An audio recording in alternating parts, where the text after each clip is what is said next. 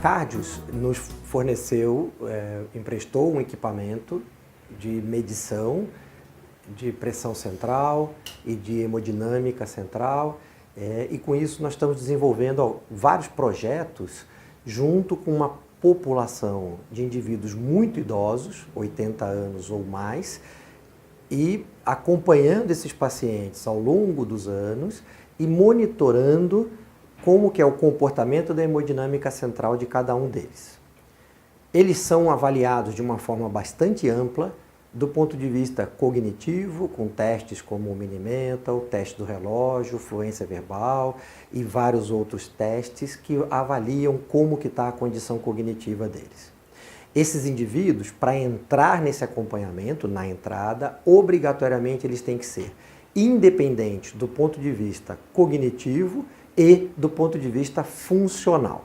Eles podem até utilizar instrumentos de auxílio à marcha, mas não podem ser dependentes de outras pessoas.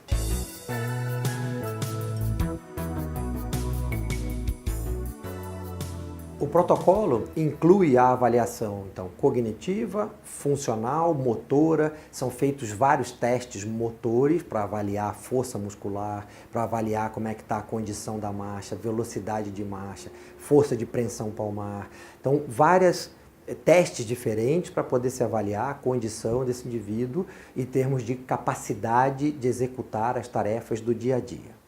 E a gente está fazendo a correlação dos parâmetros da hemodinâmica central, rigidez arterial avaliada pela velocidade de onda de pulso e pela amplificação da pressão de pulso e correlacionando com todos esses aspectos.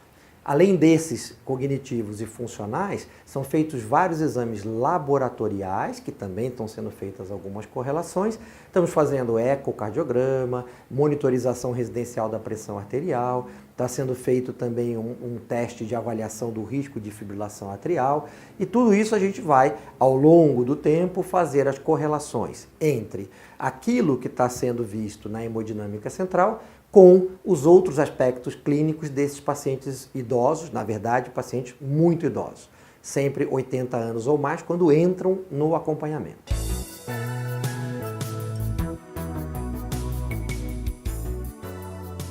Até o momento, a gente conseguiu fazer cruzamentos e avaliações transversais. Ainda não temos os desfechos longitudinais, mas no transversal houve correlação da rigidez arterial, avaliado pela velocidade da onda de pulso e pela amplificação da pressão de pulso, tanto com a cognição, com alguns aspectos da cognição, alguns aspectos da parte motora e também com a constituição física desses indivíduos idosos.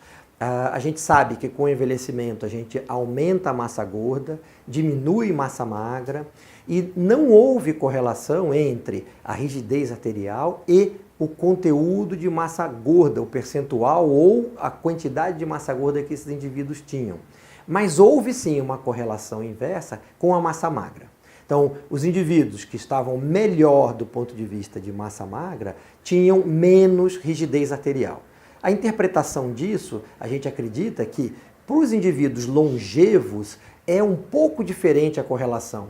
Já não tem mais uma importância tão grande a questão da conteúdo de gordura, mas sim da reserva funcional que esses indivíduos têm, se correlaciona bem com a rigidez arterial.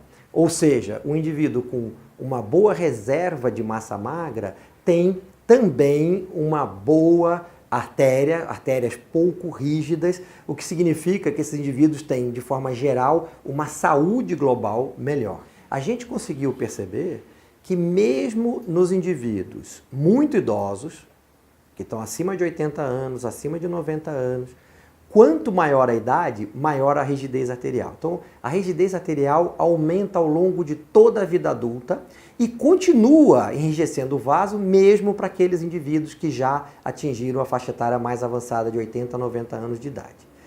A gente sabe da correlação entre rigidez arterial e desfechos negativos do ponto de vista cardiovascular. Então, quanto melhor, quanto mais preservada a artéria desse indivíduo, melhor vai ser a sobrevida e a qualidade de vida desse indivíduo.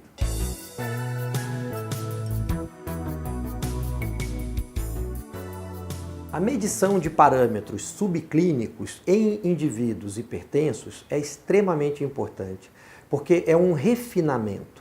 A gente sabe que a medida de pressão arterial tradicional, realizada no braço, seja com equipamentos bem calibrados, tradicionais, ou equipamentos eletrônicos validados, é a pedra angular no tratamento da hipertensão arterial.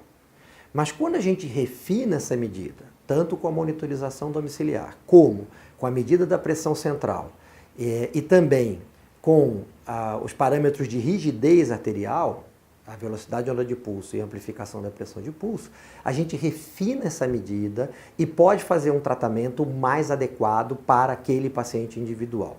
A gente sabe que, na média, determinadas classes de antihipertensivos podem ser melhores para diminuir a rigidez arterial e a pressão central, mas o paciente individualmente pode ter respostas diferentes a diferentes medicamentos. Então, a medição disso permite sim com que a gente possa aprimorar, trazer um resultado melhor para esse paciente, porque a gente sabe, por estudos clínicos, que quando a gente reduz não só a pressão braquial, mas reduz mais intensamente a pressão central, isso se traduz em menos eventos clínicos, eventos cardiovasculares maiores, como infarto e AVC.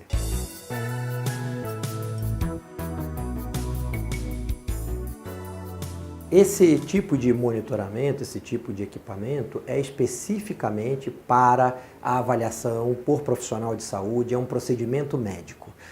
Não está indicado e não enxergo a possibilidade disso se transformar num equipamento de uso específico da população leiga, com disponibilidade em pontos de venda, como a gente tem para os equipamentos eletrônicos tradicionais, tanto pelo custo como pelo tipo de análise que ele pode fornecer, tem que realmente ser avaliada por um profissional de saúde, tem que ser avaliada pelo médico.